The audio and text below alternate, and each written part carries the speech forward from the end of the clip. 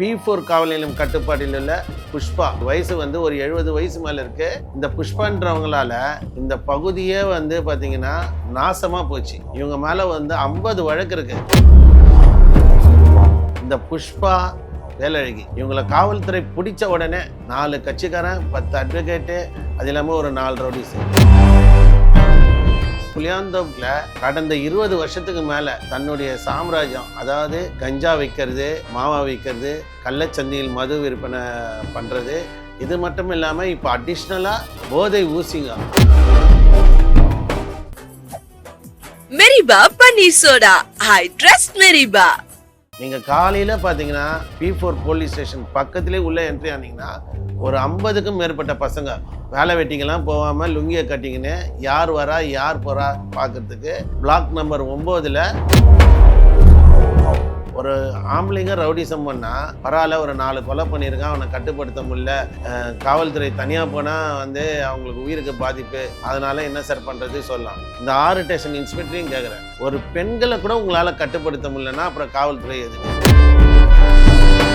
KP பார்க்காண்டையும் காவாங்கரிக்கும் சண்டை நடந்து ஒரு 6 கொலை நடந்திருக்கு. இந்த புஷ்பாவுடைய பொண்ணை கொடூரமா காவாங்கரியிலேருந்து வந்து ஒரு டீம் வெட்டினாங்க.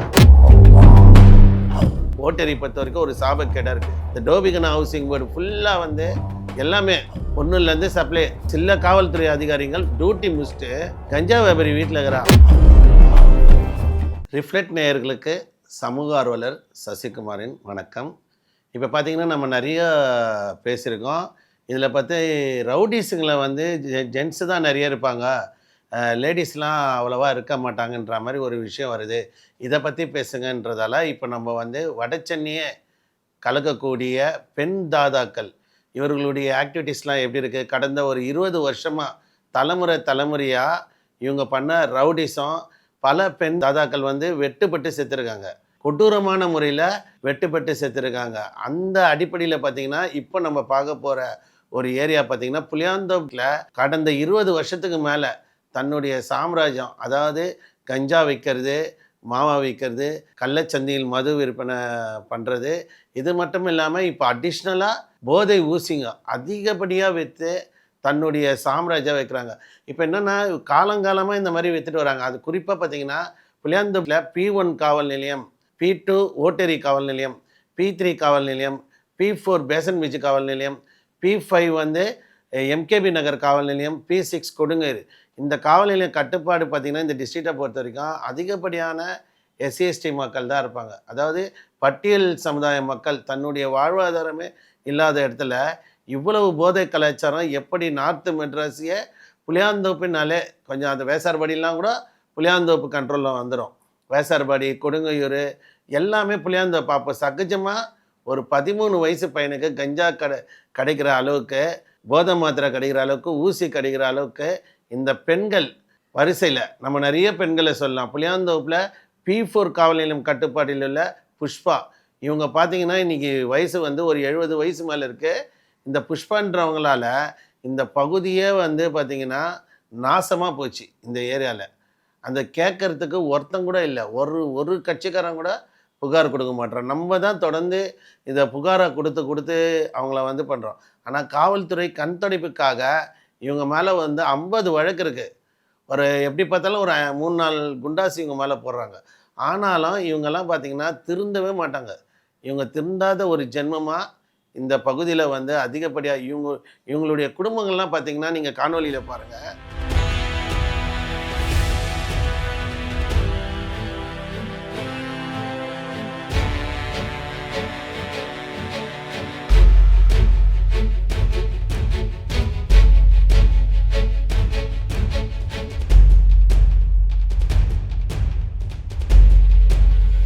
இவங்க குடும்பம்லாம் பார்த்திங்கன்னா செல்வ செழிப்பாக கட்லு, பீரோ, அப்படி எப்படி சொல்கிறது, ஏசியில் அந்த ஊரில் ஒரு 15-20 ஹவுசிங் போர்டை வாங்கி வச்சிடுறாங்க.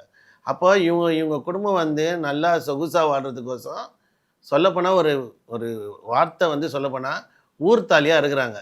இந்த புஷ்பா வேலழகி அவங்களும் பார்த்திங்கன்னா சகஜமாக இந்த மாதிரி போதை மாத்திரையிலேருந்து கஞ்சாலேருந்து எல்லாமே சகஜமாக இவங்களுக்கு பின்னாடி எல்லாம் பார்த்திங்கன்னா ஆளுங்கட்சியும் சரி எதிர்கட்சியிலும் சரி ஏதாவது ஒரு பார்ட்டி இவங்களுக்கு வந்து சப்போர்ட்டிவாக நிற்கிறாங்க. இவங்கள காவல்துறை பிடிச்ச உடனே 4 கட்சிக்காரன், 10 அட்வொகேட்டு, அது இல்லாமல் ஒரு 4 ரவுடிஸு.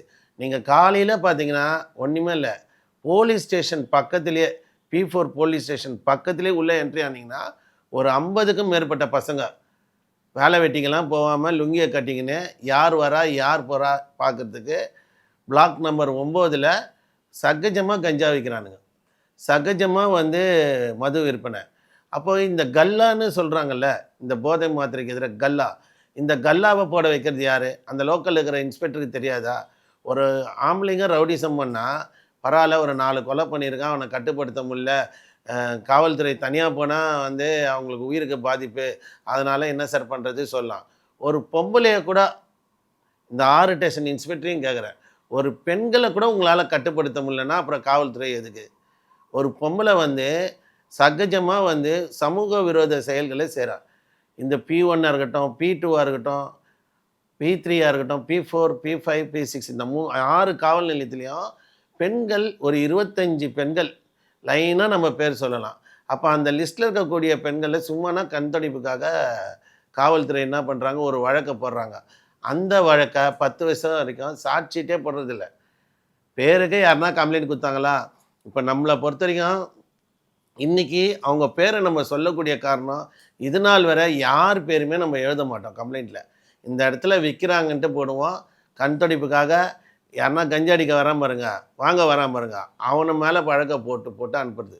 முதலாளிகளுக்கு விசுவாசமாகறாங்க காவல்துறை ஆய்வாளர்கள். நான் இது வந்து அடித்தனமாக சொல்லுவேன். இந்த 20 வருஷத்தில் ஒரு பொம்பளைங்க விற்கக்கூடிய போதை மாத்திரையை கட்டுப்படுத்த முடியல, கஞ்சாவை கட்டுப்படுத்த முடியல அப்படின்னா அந்த ஊரில் காவல் நிலையம் எதுக்கு? இன்னும் எவ்வளோ பேர் இருக்காங்க? சுமார் 1.5 லட்சம் பேருக்கு மேலே அந்த பகுதியில் இருக்காங்க. நான் சொன்ன 6 காவல் நிலையத்துலேயும் சுமார் 15 லட்சம் பேருக்கு மேலே இருக்கிறாங்க. இந்த இந்த மக்கள் வந்து என்ன பாவம் பண்ணாங்க? ஒரு 12, 13 வயசு பையன்கிட்ட அனைத்து விதமாக இருக்குது. இப்போ நீங்கள் சமீபத்தில் கூட நியூஸ்லலாம் பார்த்துருப்பீங்க, இந்த போதை ஊசியால் எவ்வளோ பசங்க இறந்தாங்க. கிட்டத்தட்ட ஒரு 10க்கும் மேற்பட்ட பசங்க இந்த டிஸ்ட்ரிக்டில் கடந்த 5 வருஷத்தில் இறந்துருக்கானுங்க. அவனுங்களுக்கெல்லாம் என்ன தெரியும்? எப்படி வந்து சகஜமாக அது கீழே வருது? அப்போ என்னென்னா, நான் வந்து என்ன சொல்கிறேன்னா, காவல்துறை அதிகாரி நீ எதுலனா லஞ்சம் வாங்கிக்கோங்க, ஆனால் இந்த போதைக்கு எதிரான ஒரு விஷயத்தில் வந்து அவன் வந்து அடிச்சிட்டானா என்ன பண்ணுறானே தெரில. இப்போ பாருங்கள், சமீபத்தில் 2.5 வயசு குழந்தை பாலியல் துன்புறுத்தல், 2.5 வயசுலேருந்து 70 வயசு பாட்டி வரைக்கும் இந்த போதையில் வந்து அது ஒரு ஊரில் வந்து 70 வயசு வயசானவரை சாவச்சிட்டு 60 வயசில் இருக்கக்கூடிய அந்த பாட்டியை வந்து ரேப் பண்ணி கொண்டு இருக்கானுங்க கஞ்சா போதையில். அப்போ இது வந்து ஏதோ அந்த ஊர் பிரச்சனை ஒண்டி கிடையாது. அதை அடிச்சிட்டவன் பக்கத்து ஊர்லேயும் போய் பிரச்சனை பண்ணுறான், 100 கிலோமீட்டர் தள்ளி இருக்க ஊர்லேயும் பிரச்சனை பண்ணுறான். இந்த சமூக விரோதிகள் இவங்க தான் விற்கிறாங்கன்றது உளவுத்துறை தொடர்ந்து ரிப்போர்ட் போடுறாங்க. அதாவது ஒரு ஸ்டேஷனுக்கும் இன்டெலிஜென்ஸ் ரிப்போர்ட் இருக்காங்க, ஒரு ஸ்டேஷனுக்கும் 2 பேர் இருக்கிறாங்க. இந்த 2 பேர் கணக்கு போட்டாலே 12 பேர். இதுக்கு ஒரு இன்ஸ்பெக்டர், ஒரு ஏசி, இதுக்கு இருக்காங்க. அவங்க இன்ஸ்பெக்டருங்க போட்டோம். சில காவல்துறையில் உள்ள மேலதிகாரிகள் இப்போ பார்த்தீங்கன்னா நார்த்து வந்து காவல்துறை, நார்த் கமிஷனர் ஆஃப் போலீஸ் வந்து என்ன நடவடிக்கை எடுக்கிறாங்க? இப்போது 20 நாளைக்கு முன்னாடி எல்லாமே ஸ்டாப் பண்ணியிருந்தாங்க. ஒரு நல்ல ஏசி சார், இந்த புளியாந்தோப்புலேயே வந்து ராஜா சார் சொல்லக்கூடிய அவர் எல்லாத்தையும் கட்டுப்படுத்தினார். அவரை கமிஷனர் வந்து திட்டிருக்காரு, நீ தான் உன் தலைமையில் தான் விற்கிறாங்களா, தடுத்தவங்களால விற்றாங்களான்னு சொல்லி அவரை பண்ணியிருக்காங்க. அப்போ எந்த விதத்தில் நியாயம்? நடவடிக்கை எடுக்கக்கூடிய போலீஸ்லாம் டிரான்ஸ்ஃபர் ஆகிறாங்க. எப்படி இந்த 6 ஸ்டேஷனில் போதைக்கு எதிராக நடவடிக்கை எடுக்கக்கூடிய காவல்துறை அதிகாரிகளை மனசாட்சியே இல்லாமல் டிரான்ஸ்ஃபர் பண்ணுறாங்க? யாரெல்லாம் அண்டர்ஸ்டாண்டிங் பண்ணி போகிறாங்களோ. இப்போ இன்றைக்கி இந்த 20 நாள் கழிச்சு இப்போ என்ன நடக்குது? இந்த எலெக்ஷன் டைமில் டிரான்ஸ்ஃபர் பண்ணிட்டாங்க எல்லாரையும். உடனே எல்லா இடத்துலையும் புதுசாக வராங்க.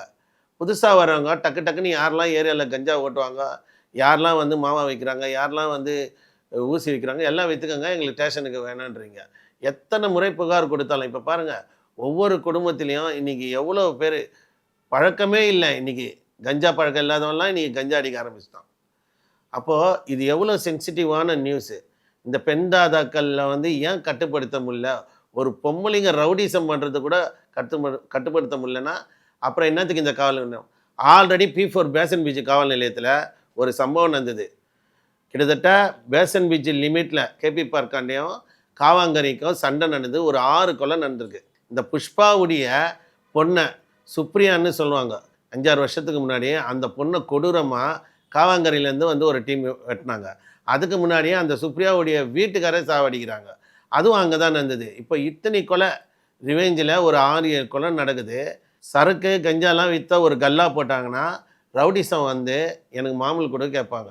அப்படி கொடுக்கலன்னா அது ஒரு பிரச்சனையாகிட்டு இவங்க என்ன வந்து ஒரு மர்டரில் போய் முடியுது. இது கூட ஒரு ஒரு காவல்துறை அதிகாரிகளுக்கு தெரியாதா? லா அண்ட் ஆர்டர் ப்ராப்ளம் மிகப்பெரிய அளவில் இந்த கஞ்சா கல்லான்னு சொல்லக்கூடிய இந்த கஞ்சாவில் அதுவும் P2வில் எடுத்துக்கோங்க. ஓட்டேரி பொறுத்த வரைக்கும் ஒரு சாபக்கேடாக இருக்குது. இந்த டோபிகன் ஹவுசிங் போர்டு ஃபுல்லாக வந்து எல்லாமே ஒன்றுலேருந்து சப்ளை காவல்துறைங்க சில காவல்துறை அதிகாரிகள் டியூட்டி முடிச்சுட்டு கஞ்சா வியாபாரி வீட்டில் இருக்கிற அவளை பார்த்தாலே சகிக்காது. ஆனால் அவங்க வீட்டுக்கு போகிறானுங்க. எந்த ஒரு கேவலமான விஷயமா இருக்குது. ஒரு ஃபோன் நம்பரை ட்ராக் பண்ணி ஒரு சார் ஒருத்தர் ஒரு அதிகாரி சொன்னார், நம்பலை. அதுக்கப்புறம் அவரே ஃபோன் நம்பரை ட்ராக் பண்ணுறாரு. டியூட்டி முடித்தவொடனே அந்த கஞ்சா விற்கிற பொண்ணுங்க வீட்டில் போய் உட்காந்துனுக்கிறானுங்க. இந்த டோபிகன் ஹவுசிங் போர்டில் கந்து வட்டி, இந்த கஞ்சா விற்கணும், மாவா விற்கணும், அதாவது மாத்திரை ஊசி எல்லாம் விற்கிறதுக்கு போலீஸுக்கு என்ன வேணும் சொல்லுங்கள். ஒரு சில காவல்துறை சிரிச்சிங்கன்னு அவளுங்க கூட நல்லா பேசுகிறதால அந்த ஊரில் இருக்கிற வயசு பொண்ணுங்களை கூட இவளுங்க வந்து விட்றாங்க. ரவுடிஸுக்கு விட்றாங்க, வக்கீலுங்களுக்கு விட்றாங்க. ஒரு சில வக்கீல் சொல்கிறேன், ஒரு சில வக்கீலுங்க அவளுங்க அண்டர்ஸ்டாண்டிங்கில் போகிறதால இந்த கந்து வட்டியில் மாட்டக்கூடாது, இந்த கஞ்சா கல்லா கட்டுறப்போ ரவுடிஸுங்க உள்ளே வருவாங்க. ரவுடிஸுங்களை மிரட்டணும். யாரெல்லாம் ஊருக்குள்ளே இந்த கஞ்சாவை எதிர்த்து கேட்குறாங்களோ அவங்களுக்கு ஆப்போசிட்டாக பொய் வழக்கு போட்டு யார் கேட்குறா அவன் மேலே பொய் வழக்கு போடுறது P2 ஓட்டேரி லிமிட்டில். அப்போது வந்து ஒரு கஞ்சா பழக்கமே இல்லாத பசங்களெல்லாம் வந்து வழக்கு போட்டு ஊருக்குள்ளே கஞ்சா விற்கணும் அப்படின்ற ஒரு ஸ்ட்ராட்டஜிக்கு எடுத்துன்னு வரப்போ ஒரு சில ஆய்வாளர்களுடைய கீழ்த்தனமான புத்தியெல்லாம் நம்ம என்ன சொல்கிறது. நான் வந்து பல வழக்குகள் அங்கே போட்டிருக்கேன். ஒரு ஒரு இன்ஸ்பெக்டர் மேலே நான் கேஸ் போட்டிருக்கேன். அப்போ என்னென்னா இந்த P1 P2வில் இந்த 6 டிஸ்ட்ரிக்டில் யாருன்னா அடிச்சிக்கணும், யாருன்னா மண்டையை உடச்சிக்கணும், எவனா எதனா law and order problem create பண்ணால் தான் நம்மளுக்கு துட்டு வரும். ஏன்னா நார்த் மெட்ராஸை பொறுத்த வரைக்கும் ஒரு மிகப்பெரிய தொழில் வளம் கிடையாது. இன்றைக்கி தான் இப்போ SPR சிட்டி KLP ப்ராஜெக்ட்ஸு பில்டிங்லாம் வந்திருக்கு. அந்த பில்டிங் உள்ளே போலீஸ் போக முடியாது. இப்போ ஹவுசிங் போர்டில் நுழையிற மாதிரி அந்த பில்டிங்லலாம் போயிட்டு உள்ளே போய் பஞ்சாயத்து பண்ண முடியாது. ஏன்னா நார்த் இந்தியன்ஸை அடித்து விரட்டிடுவான். உள்ளே போலீஸே வந்தாலும் என்ட்ரியில் செக்யூரிட்டியில் என்ட்ரி போட்டு போனோம். ஆனால் ஹவுசிங் போர்டில் கேப்பார் மாப்பார் இல்லை. சும்மா இருக்கிறவன் தூங்கி நிற்கிறவன் மேலெல்லாம் திருநவன் மேலெல்லாம் இட்டுன்னு போய் 110 போடலாம், எது ஒன்றாலும் பண்ணலாம். அப்போ என்னென்னா உண்மையிலே ஒருத்தன் குற்றம் செஞ்சால் அவன் மேலே நடவடிக்கை எடுக்கிறது நம்ம வரவேற்கிறது. கஞ்சா பழக்கமே இல்லாதவன் என் ஊருக்குள்ளே கஞ்சா ஓடுதுன்னு இந்த 6 டிஸ்ட்ரிக்டில் எவனா கேட்டானா அவன் மேலே பொய் வழக்கு போடுறது, அவன் மேலே மேலும் மேலும் இந்த 6 டிஸ்ட்ரிக்டில் பண்ணுறது. அப்போது உளவுத்துறை இந்த இடத்துல வந்து தோக்குது தான் நம்ம சொல்ல முடியும். ஏன்னா இத்தனை 12 IAS இருக்கீங்க. 12 IAS உண்மையிலே நடக்கிறது என்ன? ஒரு பொம்பளையை கூட ஒரு டிஸ்ட்ரிக்டில் கட்டுப்படுத்த முடியல. 25 பொம்பளையும் கேக் மாதிரி மொல்ல மாதிரி எல்லா ஒருத்தையும் 50 வாட்டி ஜெயிலுக்கு போனவ அவளை கூட கட் பண்ண முடியல. ஒரு போலீஸ் சொல்கிறாரு, இது நான் வந்து 18 வாட்டி அவன் மேலே எஃப்ஐஆர் போட்டேன் சார், என்ன பண்ணுறதுன்னா நீங்கள் வீட்டுக்கு போகாதீங்க, நீங்கள் எதுக்கு ஒரு ஃபோனை ட்ராக் பண்ணுங்க. நான் சொல்கிறது உண்மைன்னு கேட்கணும். ஒவ்வொரு போலீஸ்காரங்க அந்த செக்டரில் இருக்கக்கூடிய போலீஸுடைய நம்பரும் அந்த பெண் தாத்தா அக்யூஸ்டு அந்த நாய் நம்பரும் ட்ராக் கரெக்டாகுது. இதை தான் நம்ம தடுக்கிறோம். இந்த இப்போ கூட ஒரு காணொலியில் பாருங்கள், கட்டில் நிறைய பணத்தை போட்டுட்டு இந்த பொண்ணு வந்து அவ்வளோ சொகுசாக, அந்த புஷ்பாவுடைய பேத்தி அவ்வளோ சொகுசாக இருக்காங்க.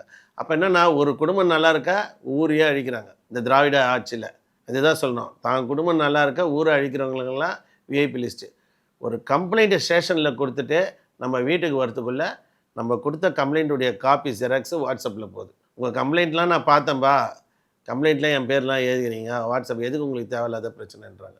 சரி, அதை P1 லிமிட்லேயும் இந்த கேம் கார்டில் துரை புருஷன் முன்னாடி 2 பேர், இந்த துரை கன்னியம்மா, இவங்களால் அந்த கேம் கார்டனே நாசாயிடுச்சு. முந்திலாம் பார்த்திங்கன்னா அந்த ஊருக்குள்ளே ஒரு தலைவர் இருப்பார். இப்போல்லாம் பார்த்திங்கன்னா ஒருத்தனும் மீசை வச்ச தலைவனாக இல்லை. அவன் மீசையை எடுத்துகிட்டு சுற்றலாம். இப்போது நான் சொன்ன இந்த 6 டிஸ்ட்ரிக்டில் ஒருத்தன் கூட கம்ப்ளைண்ட் கொடுக்கல. நம்மளை சமூக ஆர்வலர் சசிகுமாரை தவிர ஒருத்தன் கூட கம்ப்ளைண்ட் கொடுக்கல. அப்போ என்னென்னா அந்த ஊருக்குள்ளே இருக்கிற விடுதலை சிறுத்தை கம்யூனிஸ்ட் கட்சி என்ன பண்ணுறாங்கன்றே தெரில. அந்த கம்யூனிஸ்ட் கட்சியே இல்லை. இந்த அம்பேத்கர் ஃபோட்டோவை போட்டுன்னு வண்டி நிறைய சுற்றுறானுங்க, அவனுங்க இல்லை. இந்த 6 ஸ்டேஷனில் எவ்வளோ அட்வொகேட் இருக்கிறாங்க, ஒரு அட்வொகேட் கூட ஒரு பொதுநல வழக்காக இவங்க மேலே தாக்கல் பண்ணல. அப்போ என்னென்னா இதுதான் நிலவரம். அந்த நிலவரத்தை இன்றைக்கி நான் ரிஃப்ளெக்ட் நேயர்களோட பகிர்ந்துக்கிறேன். Meriba Paneer Soda. I trust Meriba.